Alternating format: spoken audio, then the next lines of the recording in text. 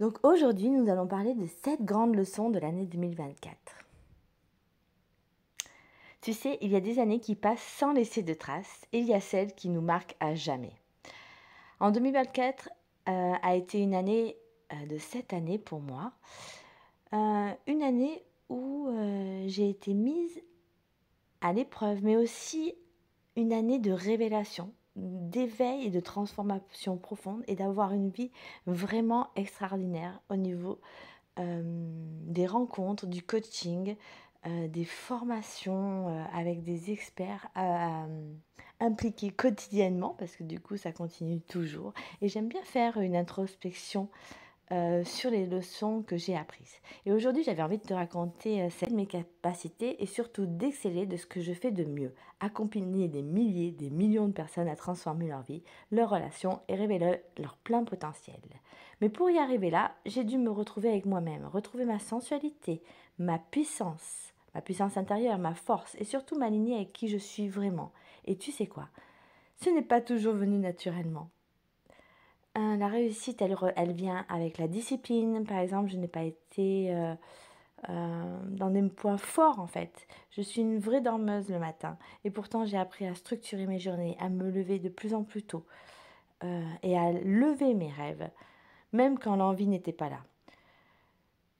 Avec la famille, avec les enfants, comme tout un chacun d'ailleurs. J'ai aussi trouvé une clarté nouvelle dans mon chaos de multipassionnés. Multipotentiel. Ça m'a permis de mieux me structurer. J'apprends encore. Moi qui ai des milliers d'idées, milliers de projets en tête et en une fraction de seconde qui peut aller m'intéresser directement à un objectif, une idée, une création.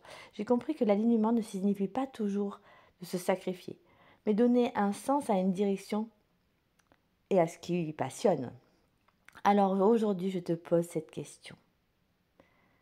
Que se passerait-il si toi aussi tu décidais de t'écouter, de te faire confiance et d'exceller dans ce qui te rend unique? Prends un temps pour réfléchir. La réponse est en toi. Je sais, c'est une phrase qu'on dit bateau, mais c'est vraiment ça, c'est vraiment se recentrer sur soi. Fais ce premier pas, passe à l'action, regarde et regarde la magie opérer. La leçon numéro 1, ça a été le pouvoir de la transformation intérieure. Tout a commencé avec un défi, avec de la colère aussi. Un de ceux qui secouent, qui te bousculent et qui te poussent à regarder plus profond de toi, à ne plus laisser personne ni qui que ce soit avoir les réponses et à réaliser tes rêves ou aller chercher à l'extérieur ce qui faisait de mieux. Elle était là, en moi. Cette année, j'ai compris que la transformation ne commence pas par changer les autres ou les circonstances, mais à changer ton regard, tes habitudes, ce que tu souhaites sur toi-même. Et toi, as-tu posé un regard sincère, profond, cette année sur toi? La leçon numéro 2. La vulnérabilité est une force. Il y a eu un moment dans cette année où j'ai craqué. Je me suis sentie à nu, fragile, fatiguée, exposée. Mais c'est là, dans cette vulnérabilité, que j'ai trouvé ma plus grande force. À ne rien lâcher et toujours recommencer. En montrant mes failles, j'ai découvert que je ne pouvais pas créer des connexions encore plus profondes avec les autres. Parce qu'au final, on se retrouve dans nos imperfections. Et toi, as-tu osé montrer cette vulnérabilité? La leçon numéro 3. L'amour de soi est la clé de la relation épanouie. Alors là, on va parler du côté intime, du côté des relations amoureuses. J'ai toujours cru que donner tout son amour aux autres suffisait pour être aimée en retour. J'étais la gentille fille qui donnait tout et surtout qui était alchimique. Mais cette année, j'ai appris le véritable amour commence par devenir une femme puissante, une femme vitale, une femme même fatale. En aimant pleinement et en fixant ses limites et en élevant toujours ses standards. J'ai attiré des relations qui m'ont nourri, qui m'ont donné et non vidé.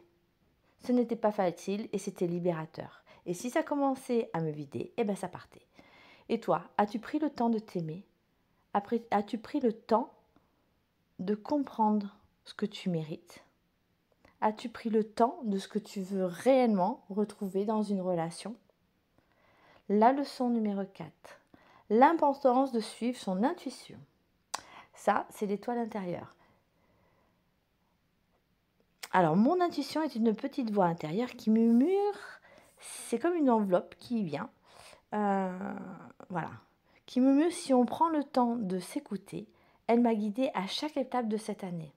Alors, des fois, je me suis sentie aussi, peut-être ne plus la voir, mais si, elle est toujours là. Mais dans mes choix, mes projets, mes relations, elle m'a évité des chemins qui ne m'étaient pas destinés et m'a conduit vers des opportunités inattendues. Elle est comme une boussole qui ne trompe jamais. As-tu écouté la tienne récemment? La leçon numéro 5, la discipline nourrit le succès.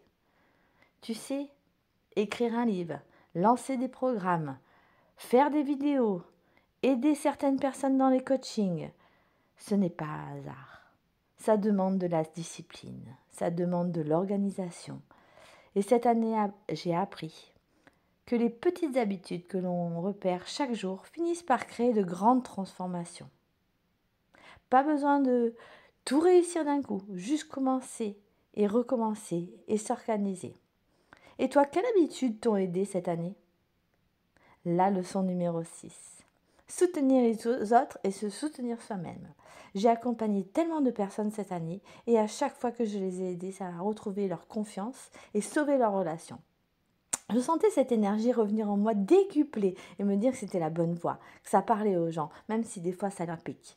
Donner, c'est recevoir. Et c'est une dynamique que j'ai trouvé une force incroyable. Et c'est surtout ce que je veux laisser comme trace. Qui as-tu soutenu cette année et comment cela t'a transformé? La leçon numéro 7 qui fait partie de mes valeurs. Oser briller est un choix quotidien. Rayonner. Et puis, il y a cette leçon. Briller, ce n'est pas un don que l'on reçoit. C'est un choix que l'on fait chaque jour.